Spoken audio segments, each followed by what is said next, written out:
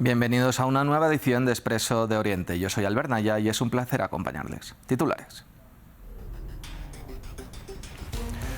Para el gobierno israelí, una ciudad humanitaria. Para los detractores, un campo de concentración. Tel Aviv tiene la intención de internar a todo el pueblo gazatí en un mismo espacio, paso previo a la expulsión total de sus hogares que Israel define como traslado. Tendremos análisis. Y seguiremos en la misma zona, pero nos trasladaremos a Cisjordania, donde sigue la arremetida contra los territorios ocupados. A la violencia en la zona que no cesa se añade otro factor: ciudades rodeadas de alambre. Lo veremos de la mano de nuestros corresponsales. Y acabaremos en Turquía para analizar el proceso de desarme del PKK sumido en el secretismo. Unas dudas en torno a las negociaciones que abordaremos de la mano de nuestro corresponsal. Comenzamos. Parecía difícil, pero la situación en Gaza se agudiza. A la cifra que ya supera los 58.000 muertos, el impedimento a la entrada de ayuda humanitaria o su posterior distribución por parte de la polémica Fundación Humanitaria de Gaza, cuyas operaciones se saldaron con la muerte de al menos 800 personas, llegó la denominada ciudad humanitaria. Anunciada por el ministro de Defensa Israel Katz, el espacio pretende ejercer de área humanitaria, dicen, para un total de 600.000 personas en un principio. También apuntan que cada una de las personas deberá pasar por un control de seguridad. Además, la agencia Reuters pudo saber que la también denominada zona de tránsito humanitario costará unos 2.000 millones de dólares. Los críticos apuntan a que la futura instalación está lejos de ser una ciudad humanitaria. Por otra parte, el Convenio de Ginebra especifica en qué casos se puede llevar a cabo un internamiento de civiles. Vean. Si se justifica por motivos de seguridad, una parte en conflicto puede someter a civiles a la residencia forzosa o el internamiento. El internamiento es una medida de seguridad y no puede usarse como una forma de castigo. Por lo tanto, toda persona internada debe ser liberada tan pronto como desaparezcan los motivos de su internamiento. Previamente desgranamos este caso en concreto con Juan Alberto Rial, profesor de Derecho Internacional en la Universidad Nacional de La Plata, y nos dijo esto. Lo que se ha informado es que hay una voluntad por parte del gobierno de Netanyahu de llevar adelante una suerte de internamiento forzoso de cerca de 600.000 palestinos que ahora se encuentran en el campamento de Al-Mawasi, si no recuerdo mal, en una ciudad humanitaria, es el nombre eufemístico que quieren darle. El derecho internacional humanitario permite la residencia forzosa de los ciudadanos de una zona ocupada.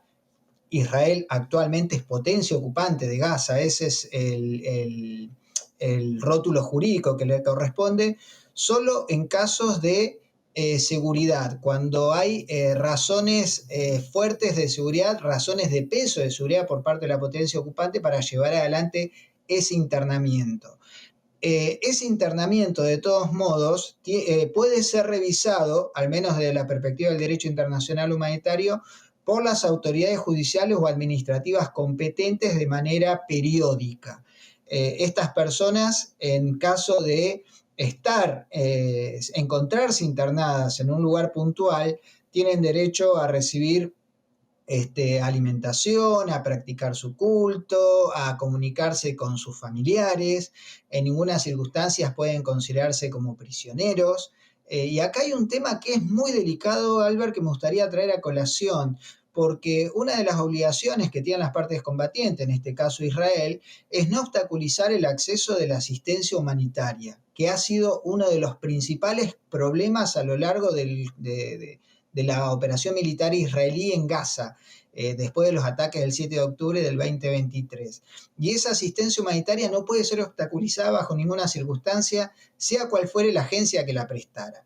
Y acá hay otro punto que es digno de ser destacado, que tiene que ver con la iniciativa humanitaria que el Comité Internacional de la Cruz Roja, como organización neutral, como organización imparcial que es, puede ofrecer. Y el Comité Internacional de la Cruz Roja o la Media Luna Roja, que es la que actúa en Gaza, no ha podido trabajar como debiera haber trabajado conforme las obligaciones jurídicas que tiene Israel en base al derecho internacional humanitario. Gran parte de la comunidad internacional censura los ataques de Tel Aviv. ¿Qué acciones se están tomando? Veamos. Es muy difícil ver acciones concretas, acciones internacionales con resultados concretos con respecto a Israel. En algún aspecto lo que está sucediendo es que el apoyo irrestricto por parte de Estados Unidos ha dificultado enormemente el forzar a Israel a sentarse a una mesa de negociación para llegar a una tregua, y eso le ha dado en algún aspecto carta blanca al gobierno de Benjamín Netanyahu para llevar adelante este tipo de acciones. Por otro lado, hay otra cuestión que no es menor, que tiene que ver con la política doméstica israelí, y es el hecho de que Benjamín Netanyahu se juega no su legado político o su futuro político en Israel en el resultado de este conflicto armado, sino inclusive su libertad personal. Él está siendo juzgado por la justicia israelí por la comisión de delitos de corrupción, y una vez que deje el gobierno es muy probable que su destino sea la cárcel, así que tiene que garantizarse mantener la coalición de gobierno y estar él como primer ministro para no ir preso. Y aunque las acciones sean escasas y acaben en saco roto, se siguen produciendo. En una de ellas, en Bogotá, tenemos a Rosa Pérez Masdeu. Adelante. 32 países están reunidos en esta cumbre del Grupo de la Haya, mayoritariamente latinoamericanos y africanos, para detener lo que, en sus palabras, hay consenso aquí para llamar genocidio.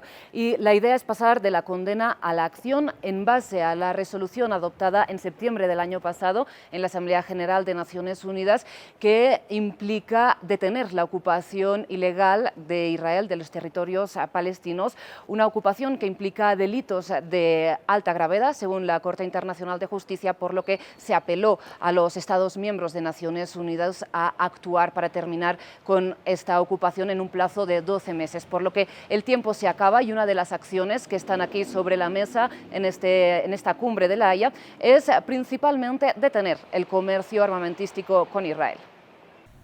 Y seguimos en la misma zona porque desde el inicio de su invasión en Gaza, en octubre de 2023, Israel ha incrementado los muros y bloqueos en Cisjordania ocupada. Es el caso de Sinjil, donde ha acelerado la instalación de una valla que rodea casi toda esta ciudad palestina, aislando a sus residentes de sus cultivos y de los pueblos vecinos. Sus habitantes, además de sufrir agresiones por parte del ejército israelí, deben lidiar con los colonos, quienes asesinaron el 11 de julio a 2 jóvenes palestinos. Viajamos a Sinjil de la mano de nuestros corresponsales Yanira Gómez y Federico Cuevar Verena. En 5 meses, el terreno de Fuat ha sufrido un cambio radical. La valla está allí. No tiene sentido que lo arrasaran todo hasta aquí. Donde antes había olivos, Israel ha impuesto una cerca de alambre de cuchillas y púas y un camino militar que ocupa las tierras de Fuat y sus vecinos. Israel justifica que es para evitar el supuesto lanzamiento de piedras a vehículos, pero Fuat desconfía. Nunca vimos que pasara algo tan grave como para construir semejante valla. Te hace sentir prisionero en tu propia casa, en tu propia tierra. La valla, de 6 metros de alto, rodea casi toda la ciudad palestina de Sinjil, enjaulando a sus 8.000 residentes. El encierro se completa con el bloqueo de 4 de sus 5 entradas, como señala su alcalde. Han dejado solo un ingreso, pero tiene una barrera de metal que los soldados abren y cierran según sus caprichos. Así, Sinjil queda desconectada de la Ruta 60 que une el norte y el sur de Cisjordania ocupada. Muchos residentes no pueden ir al hospital o acceder a sus cultivos. El muro también separa a 47 casas del resto de la ciudad y, lo más importante, aísla más de 800 hectáreas de tierras. Cada ciudadano que intenta ir hasta ellas es arrestado o atacado por las fuerzas de ocupación y los colonos. Rodeada de asentamientos y colonias ilegales, Sinjil es atacada casi a diario. Ayet muestra sus olivos destruidos primero por colonos y luego por soldados. Días atrás, la casa de su vecino fue arrasada con cócteles Molotov. Si me voy 2 o 3 horas, los colonos pueden destruir mi casa. Los colonos y el ejército quieren expulsarnos. Buscan desplazarnos para anexar Cisjordania.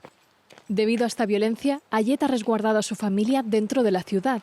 Él, mientras, se mantiene atento a las cámaras de vigilancia. Es estresante, pero al final este es nuestro hogar y no puedo abandonarlo, ni a los colonos ni a la ocupación. Ayed promete resistir mientras denuncia que Israel, con mayor violencia y más muros, busca seguir apropiándose de las tierras palestinas. Y finalizaremos en Turquía porque hace escasos días comenzó el proceso de desarme del Partido de los Trabajadores del Kurdistán, un proceso de paz que hasta la fecha ha sido llevado con secretismo por parte del gobierno de Recep Tayyip Erdogan. Los críticos destacan que existen dudas en torno a las negociaciones que se están llevando a cabo. Conectamos con Adrià Rocha para conocer más detalles acerca de la opacidad de este proceso.